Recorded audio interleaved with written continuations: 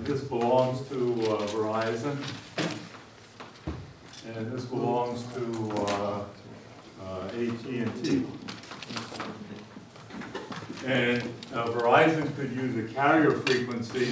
Let's pick a carrier at 1925 hertz. I'm sorry, 1925. Let's see, that was a gigahertz. This is, these are megahertz. So 1925 megahertz.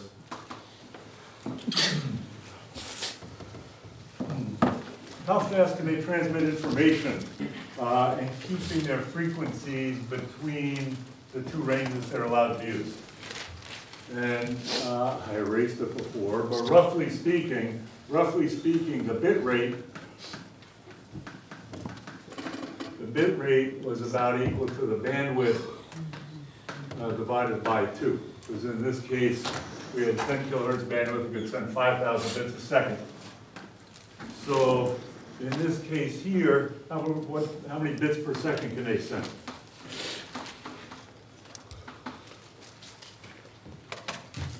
This is 1950, 1900, that's 50 megahertz. 5 times 10 to the 7 bits per second is all they can send. If they send more than that, then they're encroaching on AT&T space and they're going to screw up the AT&T phone.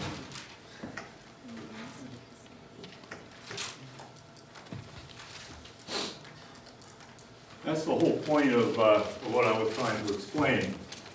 To send things at a certain rate, you need a certain amount of frequency, and if we're sending things at one frequency, we don't want other people doing that, or the receivers aren't going to know, aren't going to get the right thing.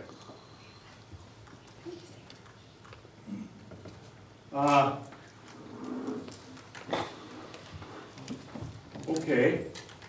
Anybody have an idea how fast your phone can download things? Like what a big movie takes or something like that? 5 minutes, maybe? Pardon me? Like 5 minutes? 5 minutes? 5 minutes, well, that depends on, so this is the rate at which you can send bits. Okay. And Verizon, maybe they have the license to use that frequency in New Jersey. So if Verizon had one big antenna and it covered all of New Jersey, it's very powerful, it sends all the phones in New Jersey. That means the total rate they could send bits to everybody in New Jersey is 5 times 10 to the 7 bits per second. What's a movie? Anybody know how big a movie is that you stored on your laptop? 1.5 gigabytes, I think is 1.5 gigabytes. Say a movie. A movie might be 10 to the 9 bytes, which roughly speaking is 10 to the 10 bits. Okay? And if your data rate is 5 times 10 to the 7, about equal to that bandwidth with bits per second. Let's see, that would say about 2,000 seconds to send a movie, if you had no tricks. So that would say in all of New Jersey, we could send one customer a movie about every half hour. Yeah, you make a face, right? How can that be? How can that, if we had one powerful antenna right in the middle of New Jersey, serve everybody in New Jersey? We'll assume the waves stop at the border, we don't interfere with Pennsylvania. So, you're the engineer. How are we going to solve this problem if this is all the bandwidth we have? You can go to Washington and say, I want more bandwidth, but it's not for sale. Comes up for sale, you can bet people sure pay a lot of money for bandwidth. Right? What are you going to do? Yeah? Like you could like download it as when they click it. So like for example, when you watch a video, the bar like increases, like in terms of Pardon me? Like it preloads the data so that you're always taking advantage of the network instead of having it have low like usage and then super high usage. So you're basically like Yeah, you could spreading sort out. of split it up. For example, if I want to talk to, keep 10 people speaking, you know, if I had 10 users using it, I could, every fraction of a second, I could switch per user and send each one a little bit, but then each person would take 10 times longer to get them a movie. That's not very good either.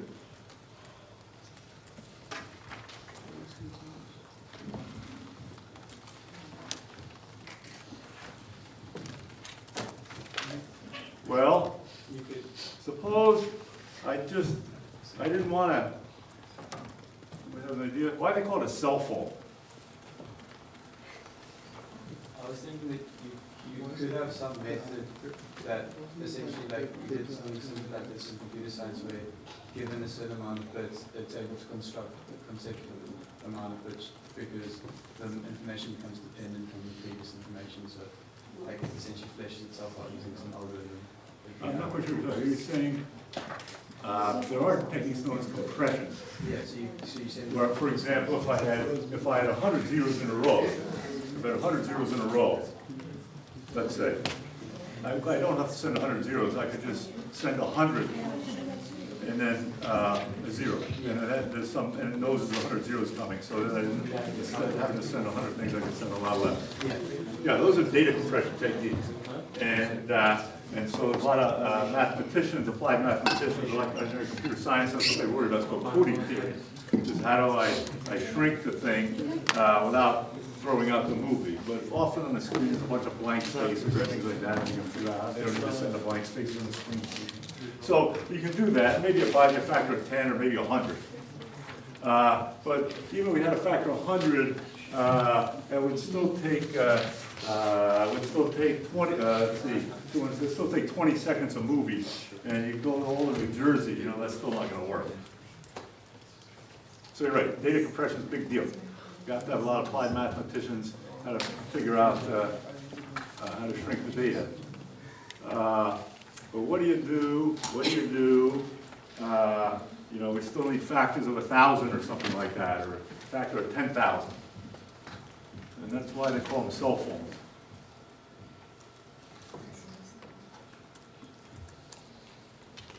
Well, let's just suppose all we were worried about was this room. And I just had to keep all you guys happy. Maybe that's not the right, maybe we divide the room into 10 sections. And I put a little tiny antenna in each section that had very low power and it couldn't reach the other side of the room. So I could, over here, we could all talk to the antenna, or at least one person out of these 10 here could talk to the antenna and send this many bits or receive that many bits a second. And the left half of the center room has another antenna, and the signal it sends out only reaches that part of the room, et cetera, et cetera.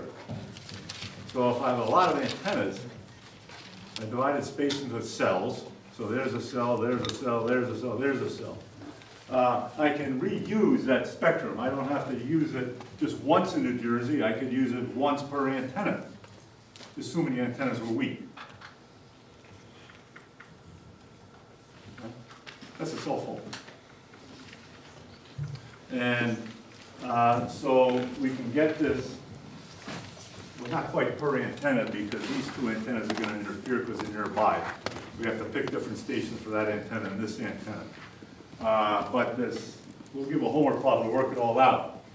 But the main point I want to make is there's a lot of, fundamentally, if two people are using the same frequency in the same space, it's not going to work.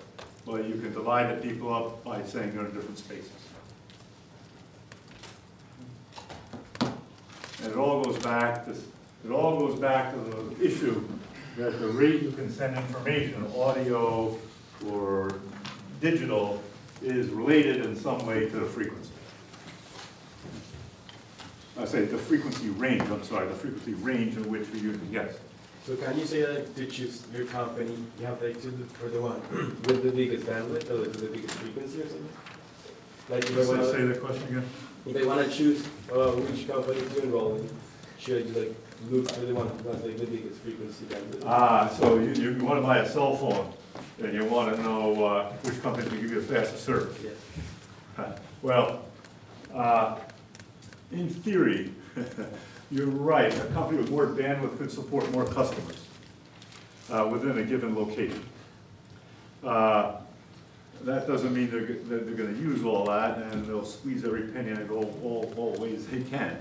But maybe a high-level way to look at it is, if you're the executive at cell phone company X, and you're trying to make a plan of how many customers you can support with 5G, cell phones, for example, and how much services you can sell them. That's going to depend on how fast you can deliver the bits. Right?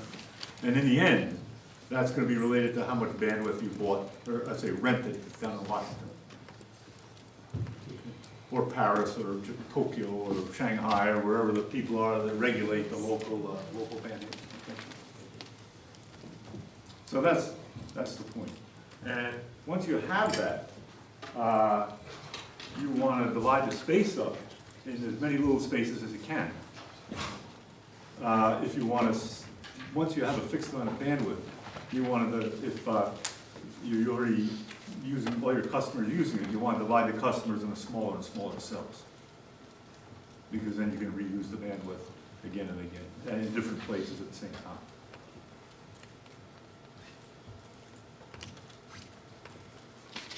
So, that is, that's the point of the lecture. Bandwidth matters. Not just one frequency, but you need a range of frequencies, a band to send data. You know, when cell phones started coming out, maybe 20 years ago, there was like one antenna in Princeton. And now, there's antennas about every block on top of telephone. And now you know why. I'm not sure where they got them around campus. It'd be a good project with somebody to find out where all the transmitters are. A lot of people either want to send it over. So it's the same thing, wireless internet, same thing. You need some frequency space, frequency bandwidth to send data, you divide it up into that. All right. Questions on that? That took a long time. But it's important because a lot of you are going to do things in your jobs and careers that involve sending data. And that's where it all comes down to. All right. Well, let's see here.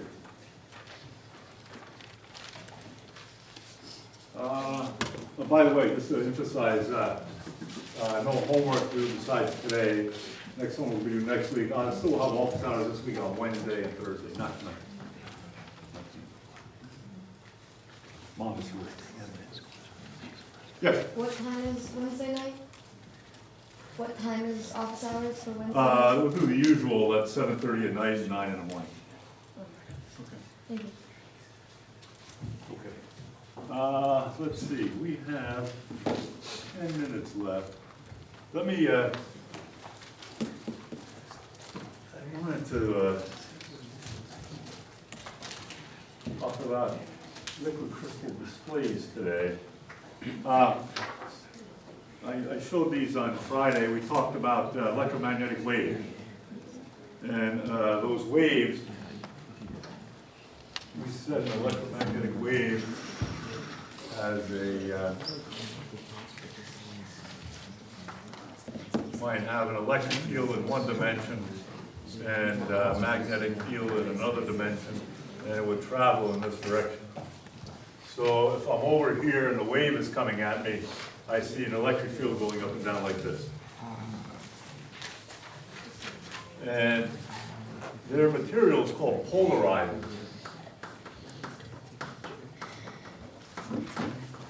That will transmit E in one direction. So, for example, example, if a wave is coming at me, here's a sheet of paper. This one will transmit the electric field, let's say it's in a vertical direction. I don't know which way this is, but it would transmit electric field this way. I could have another wave which has its electric field going this dimension. And its magnetic field, say this could call that Y and call that X. I could have another one which has the electric field in X. Let me draw the magnetic field in Y, and it's going this direction. So the electric field in one direction is coming at me like this, the electric field in the other direction is coming at me like this. And these sheets will only let the electric field through in one direction. And if I put them, they each let electric field through one direction. And you see they're dark, things are darker, right? And if I put them behind each other, they don't get twice as dark, it's the same.